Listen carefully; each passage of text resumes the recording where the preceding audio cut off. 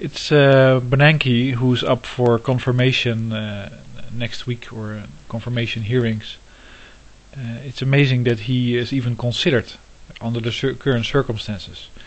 It's, I think, an indication of how captured the government is of the US, and how much control the banks and the corporations have over the government of the US. And it's not about saving these corporations. It's not about saving their businesses, because if it were about saving their businesses, they would not have outsourced everything overseas to Asia. It's all about the banks and the money that people get from what they do for these companies. It's complete myopic, egotistic, greed-driven behavior that has caused everybody to think, fuck everybody.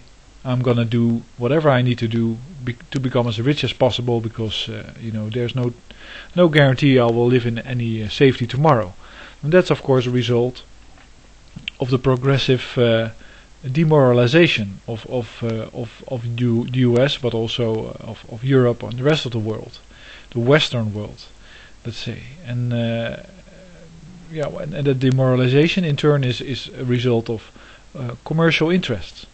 There are always commercial interests that want people to be insecure, unsure about themselves, uneducated or undereducated, underinformed, etc., etc. And it's disgusting to see the barrage of misinformation that is still launched on the US. You see, we have there's a strategy at work, and it's a complete destruction strategy, and it's run by the banks.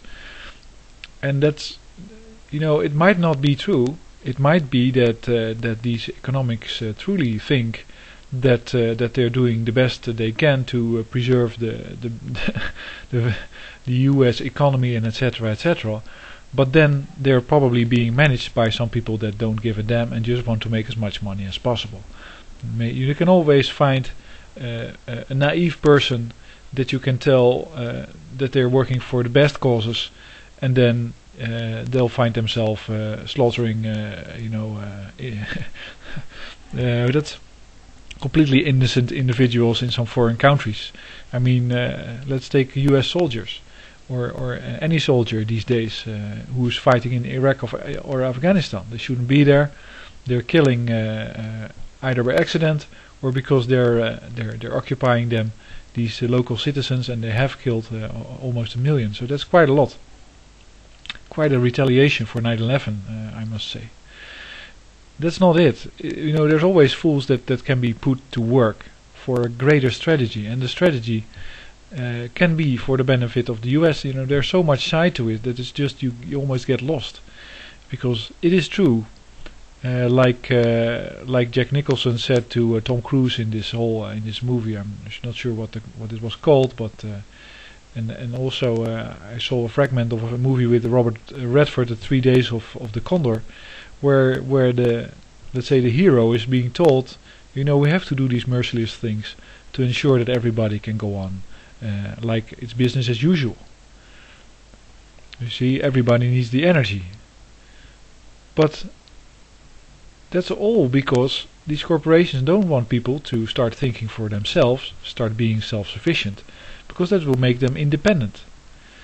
See, if you say, okay, we have to occupy Iraq to get oil for the Americans because the American way of life is sacred, then you're not talking about the American citizens, because they're just doing whatever they think is best under the circumstances. And if you change the circumstances a little bit, let's say speculative oil trades in the next half year increase the price of oil to about $300 a barrel, corrected for inflation, and nobody can afford it anymore, then people will try to look for alternatives.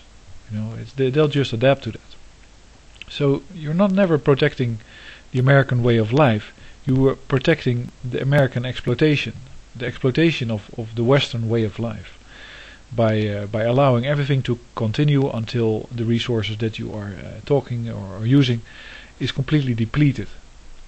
That's the whole strategy that's being used, and the US citizens are now themselves being depleted.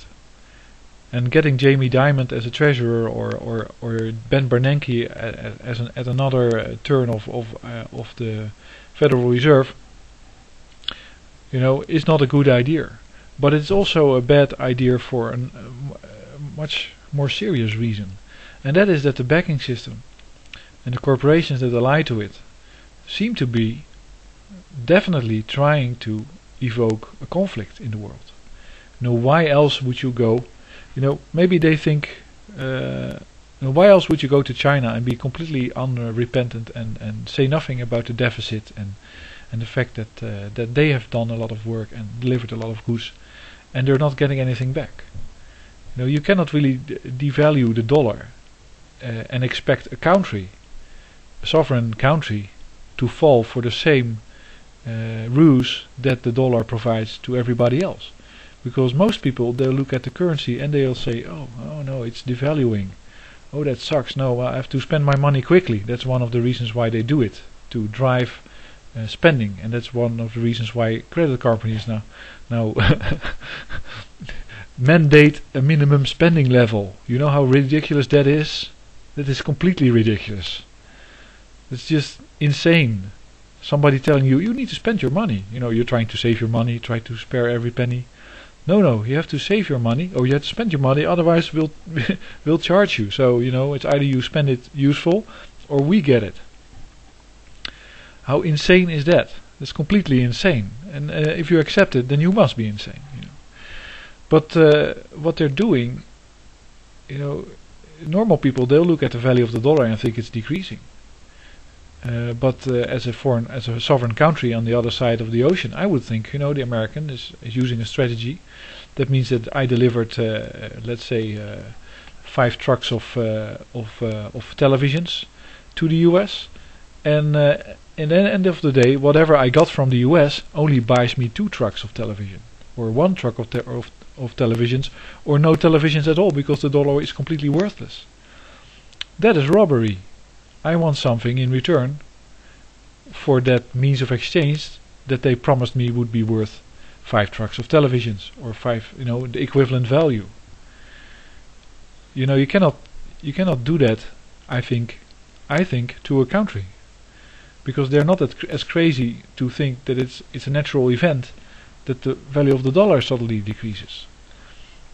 It is the banking system and the banking let's say infrastructure concocted on Wall Street, which is now underwriting over $512 trillion of derivatives, which just cannot result in anything good. They need to be cancelled. That is now trying to get a speculative market in carbon credits, which might even be good, because if you speculate in carbon credits, then you might extract them from the market and drive up the price, which drives up the price of emissions. It doesn't drive up the price of alternative energy, so it might even be good, although I'm against the whole scheme, as long, I think clean energy products should not get credit, because that means that you have guaranteed emissions, even if you put up a windmill or a solar plant.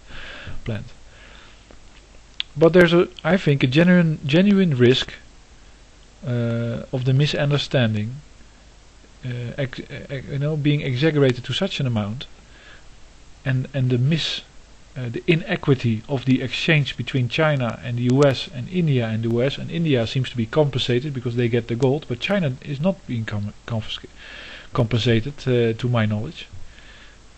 That there is a retaliation, and I'm not sure how that's going to happen, but that's what Bernanke is also doing. That's also his work. It's not only local. They might distract you with local consequences of his actions. There's an international consequence of his action.